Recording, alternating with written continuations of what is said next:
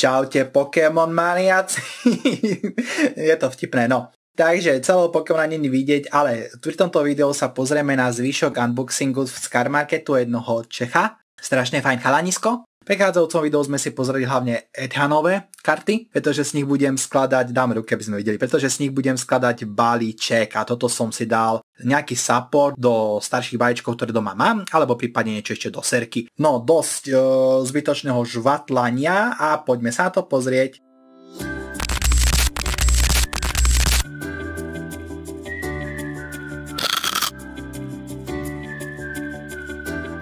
Asi pôjdem odzadu, pretože tuto už vidíme vpredu evolúciu, mal by som menej udierať do stola, pretože potom sa to celé trase. Tak sa ideme pozrieť na prvú sadu kariet. Takže toto by mali byť väčšinou karty, ktoré sú supporti, aby podporili staršie balíčky, ktoré doma mám, pretože to mám aj 4 roky staré a možno aj viac a tam supportov bolo veľmi málo a aby to bolo hrateľnejšie proti novým balíčkom, tak to tam nahádžem, aby to bolo lepšie. Zároveň aj pre videa zaujímavejšie komba. No a teraz keď sa to pozrieme, máme Iris Fighting Spirit. Túto kartu môžem zahrať iba ak odhodím inú kartu. Takže potrebujem ešte jednu, aby som to zahral a to bude v pohode, pretože táto karta im potom dovolí dobrať si do 6 karet na ruke. Takže pokiaľ mám niečo, čo nepotrebujem, toho sa rovno zbavím a tým pádom mám voľný priestor na dotiahnutie kariet. Veľmi super. Toto sa tým starým aj bude hodiť. Takže 1, 2, 3, 4, 5, 6, 7, 8, 9 kusov. Takže minimálne možno 3 balíčky to podporí. OK, teraz sa ideme pozrieť ďalej. Tuto už bude iba jedna jediná karta a to je Cyrano. Asi ho nemal viackrát, než by som určite zobral, pretože toto prehľadá balíček do 3 ex-Pokémonov, odhalí ich a položí do ruky. Výborná karta, ak hrám nejaký ex-balíček, napríklad možno ten Charizard, kde máme, teraz sa neistý, či ten Charizard je ex-kový, ale pokiaľ áno, tak nájdem si napríklad toho Charizarda, tam bol aj ten Pidgeot ex-kový, takže môže byť. OK. Tým starším to nepodporil, lebo tam nebojte XK, tam boj GXK a všetkom iné. Ale fajn. No a toto som si zobral, aj to je pekná rarita. Lebo je to Entei a to je môj obľúbený Pokémon z druhej generácie z tých 3 beastov.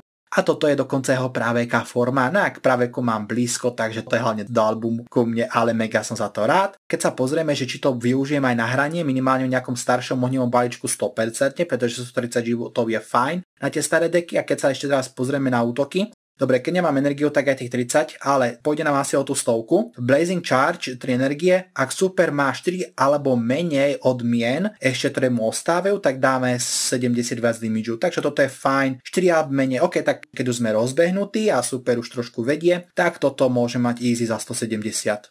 Tá 100 ináč je popravde aj v tých starých balíčkoch sila, ale toto sa dá využiť aj teraz, si myslím. Nemám toto ešte nahraté, tak poznám iba to, čo mám doma. No a teraz máme Pokémon Go Latiosov a Latiasov, tak mi to nedalo si Latiosa zobrať, takže toto je hlavne iba akože albumovka, je to legendárka, asi by som chcel všetky legendárky aspoň po jedenkrát na kartách. Takže Latios, uvidíme, či tam bude aj Latias, ale myslím, že to bolo tak, že Latios bol v jednom boostri, Latias bol v predchádzajúcom alebo nejako takto a neviem, či tento chalanisko má oba. Takže tuto máme Lisia i Peel, takže opäť tréner, switchne jedno superového bench Pokémona do aktívneho spotu a ak to spravím, nový aktívny Pokémon je teraz Confuse, výborná vec.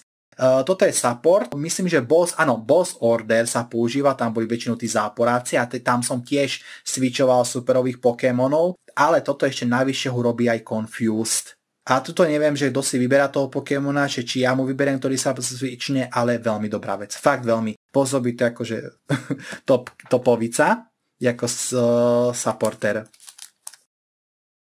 Teraz sa poďme pozrieť. Takže, keďže sme tam videli evolúcie, nepamätám si meno, ale Magnemite nás bude zaujímať, až keď sa evolvne. Keď som robil pokusy o staršie videá, ktoré nie sú vonku, ale možno ich v budúcnosti postrihám a vydám von. Pokémon Online mi Magnemite aj ten druhý, tie evolúcie padali z boostrov a tam som si všimol, že on potom má veľmi slušnú abilitu. Takže aby sme mali základ pre evolúciu.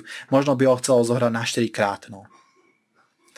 A zároveň ešte mám kopec žltých, bleskových balíčkov, takže tam natlačím niekde. No a toto je opäť sada supportov, takže pozerám, že tu máme Jaja 4 krát. No a teraz keď sa pozrieme na jeho efekt, každý rád zamieša jeho ruku naspäť do balíčku a ťahá si 4 karty.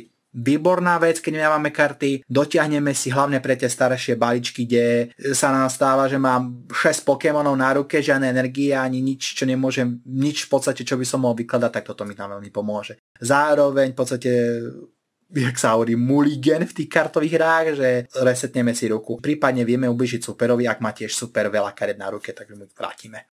Tailov, takže ja mám veľmi rád vtáčich Pokémonov, takže toto je pravdepodobne ako moja albumovka, že budem chcieť mať tohoto Pokémona, ale keďže pozerám, že ho mám 4 krát, takže pravdepodobne tam bude niekde aj evolúcia, ktorá zamieša trošku hrou, takže asi preto. Takže dočkáme sa. No a ideme na ďalšiu sadu kartičiek. Je to tu s veľou, akurát sme ho spomínali. No a keď sa na to pozrieme, tak 70 útoku za 2 energie, to bude fajn v tých starších balíčkoch, ale čo je veľmi zaujímavé, že add-on za 1 energiu, takže musíme si pohnúť s evolúciou, no 1 energiu ešte obetovať, ale ťaháme si 3 karty pri útoku. Toto už sa teším, ako to v tých starších balíčkoch zahrám. V novšom to asi nevyužijem. A rovno 4 krát. A pozerám, máme aj toho starého 4 krát. Super. Takže kombo máme. No a toto bude určite nejaké zaujímavé stadium karta. Ideme sa na to pozrieť. Takže bude niečo s bleskovými, preto to mám 4 krát, pretože mám kopec raz bleskových balíčkov, tých battlepackov. Raz za kolo každý hráč môže položiť do 2 elektrických energií z diskardu do svojej ruky. Takže toto nám recykluje v podstate elektrickú energiu naspäť do ruky. OK, si myslím, že fajn. Keby to ešte aj dávalo, že na toho Pokémona, že je teč, tak už je to moc. Ale tiež ako slušné. Vráca nám to energiu pre bleskový deck. No, mali by sme si pohnúť, lebo ešte tu mám kopec karet. No a teraz tuto máme surfera, takže tiež nejaký tréner, ktorý nám určite pomôže v nejakých balíčkoch. No a ideme sa pozrieť. Switchni nášho aktívneho Pokémona za jedného nášho bench Pokémona, takže OK, vymeníme si. Toto väčšinou býva klasická karta Switch, ktorá je item.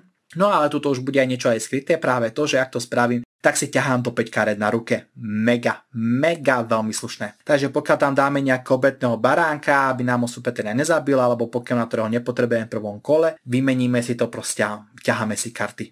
Myslím, že veľmi fajn. Toto využijem. Dobre, takže ďalej Sprigatito to. No toto tu asi mám z jednoho jediného dôvodu, hlavne, že mám plišáka ako pôvodného maskota kanála, takže mi to určite nedalo si to zobrať aj na karty. No a teraz N, to je záporák z nejakého Pokémon hry, ktorú som žiaľ už nevedel hrať, ale určite sa k tomu rád dostanem. Reshiram, takže legendárka, tohoto mám veľmi dobrého aj Pokémon Go, zároveň tu má skvelý art, takže určite preto. Takže basic so 130, no a keď nazbieram dosť energie, tak 170, toto možno skôr v tých starších balíčkoch, ale hej, lebo tam je ten bleskový, no. Takže musím to nejako nakombiť, ale hlavne do albumu, jak som spomínal, že chcel by som legendárky si nabrať. A tuto som mám aj rád. Zároveň Xerneas bol jeden z prvých balíčkov, ktorý som si v Pokémon kúpil a to už je v podstate určite nehrateľné, tam už nič. Aj tam bol Xerneas, takže mám výmenu za lepšiu verziu. A tuto pozerám, že už je to aj Psychic, pretože tam ten Xerneas je ešte Fairy. Takže asi to tam nemôžem vložiť, ale jak som vravel, mám všetky legendárky aspoň po jedenkrát. Rukit, neviem, či to správne čítam, opäť nejakého hráča Pokémon, toho nepoznám, ale bude určite na kartách. No ako som už spomenul, vtáčikov mám veľmi rád, tento bol akurát teraz aj použiteľný v Pokémon Go, mal by mať čo chvíľu aj Community Day, hlavne Dynamax, sme hrali ako tanka, takže mi to nedalo. A pozerám, že jedenkrát, takže šup. A rovno nalistujem jeho evolúcia, k ostatným kartám sa potom vrátim. Takže jeho stredná evolúcia, a tu bude Corviknight, jeho finálna, takže to je iba taká moja srdcovka do albumu. Ja aj preto jedenkrát, lebo kovových vôbec nemám Pokémonov, takže to by som mal asi zbytočne veľakrát. A do albumu jedenkrát. Takže Judge, to sme už predtým videli, takže to bude doplnok k tomu, takže dvakrát. Takže super, pekne to budem mať viacej supportov na oživenie tých balíčkov. No, ďalší štolskár je, no a to je opäť vtáčik, takže preto je tu.